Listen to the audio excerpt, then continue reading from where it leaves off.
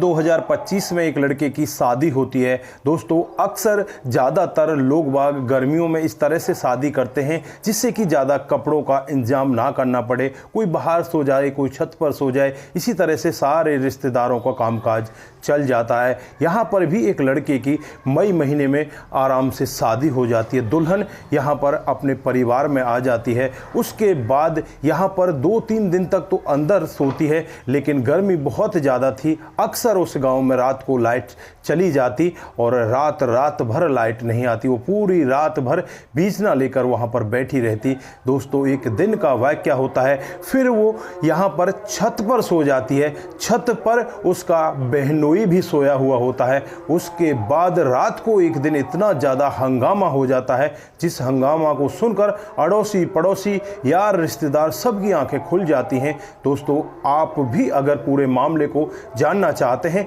तो लास्ट तक वीडियो को जरूर देखिएगा, बड़ी ही रोचक कहानी है। दोस्तों आगे बढ़ने से पहले हमारी वही रिक्वेस्ट कि जो हमारे चैनल के साथ नए हैं कृपया करके चैनल को फॉलो कर लें, बेल आइकन को जरूर प्रेस करें। नमस्कार, जय हिंद। आप देख रहे हैं APH न्यूज राहुल रावत के साथ। दोस्तों आज की जो हकीकत की घटना आप लोगों को बताने जा रहा हूं, ये बिहार के दरभंगा के एक गांव की हकीकत की घटना है। यहाँ पर आलोक नाम का एक व्यक्ति, जिसके लिए पायल नाम की एक लड़की को देख लिया जाता है और 15 मई 2025 को इनकी शादी तय कर दी जाती है। दोस्तों 15 मई को आलोक दूल्हा बनकर पायल के घर पर पहुंच जाता है। वहां पर भी पायल के घर वाले इसकी बड़ी ही आवभगत करते, पूरी बारात की अच्छी से देखरेख की जाती है। दोस्तों दुल्हन बनकर पायल इसके घर पर पहुंच जाती है और वहां पर आराम से रहने लगती है। जो आलोक होता है उसकी थोड़ी सी आदत पियक्कड़ की होती है। वो यहाँ पर शाम होते ही 2 पैक लगा लेता और लगाने के बाद आराम से सो जाया करता। दोस्तों गर्मी का समय होता है, बहुत ही ज़्यादा गर्मी होती है। यहीं पर एक इस आलोक की बहन होती है जो इससे बड़ी होती है, जिसका नाम सुमन होता है। जो सुमन का पति होता है वो विदेश में कामकाज किया करता। तो यहाँ पर सुमन अपने देवर को, जिसका नाम विजय होता है, उसे अपने साथ लेकर आती है। और जो शादी में कामकाज होता है उसमें देवर विजय बहुत ही ज़्यादा हिस्सेदारी करता है, हर काम को किया करता। कोई भी उसे जरा सा टोक ले तो उसी काम को कर दिया करता। दोस्तों अब यहाँ पर जब शादी को 3 दिन बीत जाते हैं तो जो देवर होता है विजय, वो भी यहीं पर होता है। इधर जो आलोक की पत्नी होती है पायल, वो देवर से बातचीत करने लगती है, यानी कि विजय से, अपने नंदोई से उसे जीजा कहकर बुलाया करती कि जीजा इस तरह की बात है, जीजा इस तरह की बात है। एक दिन का वाक़या होता है जब वो जीजा से बातचीत कर रही होती है और कहने लगती है कि जीजा बहुत ही ज़्यादा गर्मी लगती है, मैं तो बहुत ज़्यादा परेशान हो चुकी हूँ क्योंकि रात को लाइट चली जाती है, ना तो यहाँ पर इन्वर्टर है ना ही कोई और सुविधा है। और जो यहाँ पर आलोक है वो तो बस पड़ते ही सो जाता है, उसे कोई मतलब नहीं है, ना तो उसे गर्मी लगती ना ही उसे मच्छर खाते। दोस्तों यहाँ पर विजय कहता है कोई बात नहीं, मैं कल तुम्हारा छत पर इंतजाम कर दूंगा। एक खाट छत पर चढ़ा दी जाती है और वहीं पर जो मच्छरदानी होती है उस मच्छरदानी को उस पर तान दिया जाता है। दोस्तों अब यहाँ पर पायल उस खाट पर पहुँच जाती है। जो आलोक होता है वो भी वहीं चला जाता है। 1 दिन बीत जाता है, 2 दिन बीत जाते हैं, तीसरा दिन आता है। जो यहाँ पर आलोक होता है वो तो बस शाम होते ही पीने लग जाता है और पीकर जो नीचे कमरा होता है उसमें जाकर पड़ जाता है। ना तो उसे गर्मी का एहसास होता, ना ही उसे पता चलता है कि यहाँ पर कोई मच्छर भी खा रहे हैं। दोस्तों जो पायल होती है वो परेशान हो जाती है, परेशान होकर छत पर जाती है, वहाँ पर बैठ जाती है। इधर जो विजय होता है उसके साथ वो बातचीत करने लगती है।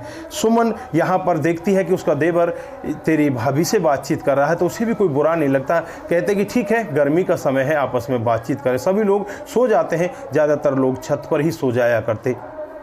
दोस्तों एक दिन का वाक़या होता है, रात को 2 बजे होते हैं और जब यहाँ पर आलोक की माँ जग जाती है तो आलोक की माँ के कानों में ऐसी आवाज़ें आती हैं कि शायद छत के ऊपर कोई बतिया रहा है। दोस्तों अब यहाँ पर सबसे पहले वो आलोक के कमरे में जाकर देखती है तो आलोक वहाँ पर बेसुध अवस्था में पड़ा होता है। फिर वो ऊपर छत पर जाती है तो छत पर जाकर जो देखती है, जो पायल है और विजय है वो एक दूसरे के बिल्कुल करीब बैठे हुए हैं और एक दूसरे के साथ बातें कर रहे हैं। अब अब यहाँ पर आलोक की माँ को बहुत ही ज़्यादा गुस्सा आता है। वो पायल से कहने लगती है कि तुझे जरा सी भी शर्म नहीं है, तू यहाँ पर अपने नंदोई के साथ बातचीत कर रही है और उधर तेरा पति नीचे पड़ा हुआ है।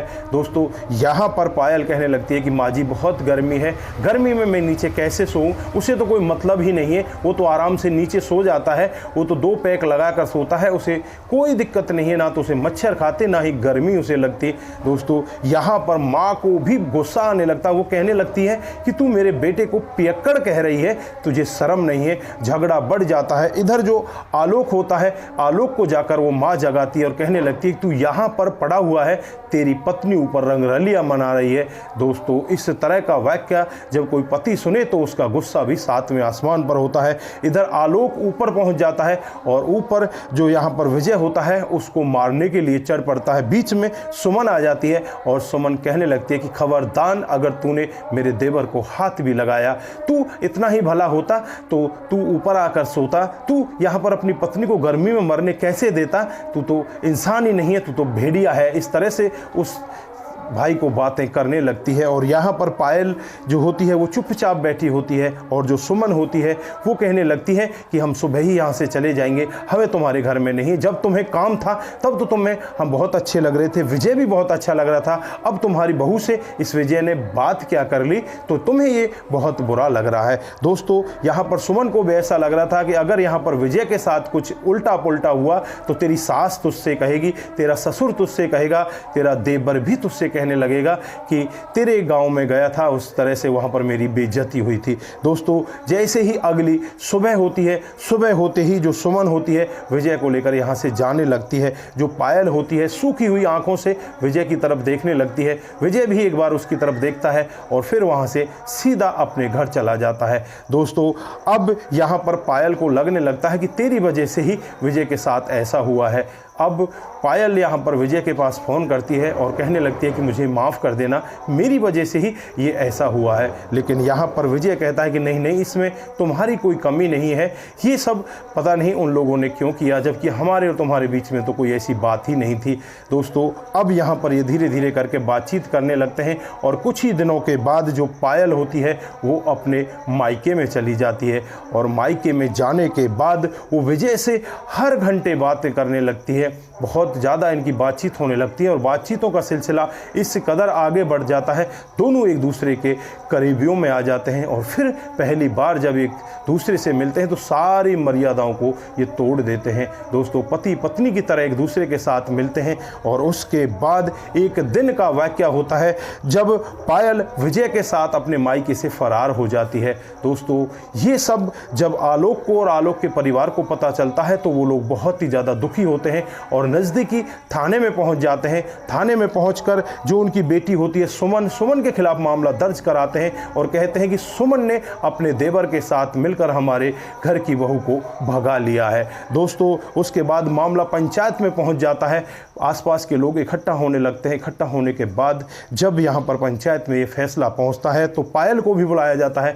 पायल यहाँ पर एक ही बात कहती है कि मैं इस शराबी के साथ खुश नहीं हूँ, मैं इसके साथ नहीं रहना चाहती, मैं तो विजय के साथ रहना चाहती हूँ। दोस्तों अब यहाँ पर दोनों के दोनों बालिग होते हैं, पायल भी बालिग होती है और इधर जो विजय होता है वो भी बालिग होता है। पंचायत भी यहाँ पर अब कुछ नहीं कर पाती, पंचायत भी यही कहती है कि जैसे इन लोगों का फैसला है वैसे ही होगा। दोस्तों उस दिन के बाद से जो पायल है वो विजय के साथ रहने लगती है और अब विजय के साथ वो खुश है। इस आलोक का जो घर है वो परिवार है वो बिल्कुल बिखर सा गया है। यहाँ पर जो आलोक के परिवार वाले होते हैं वो यही कहते हैं कि हमारे घर इस परिवार को बिखेरने में हमारी बेटी सुमन का सबसे बड़ा हाथ है।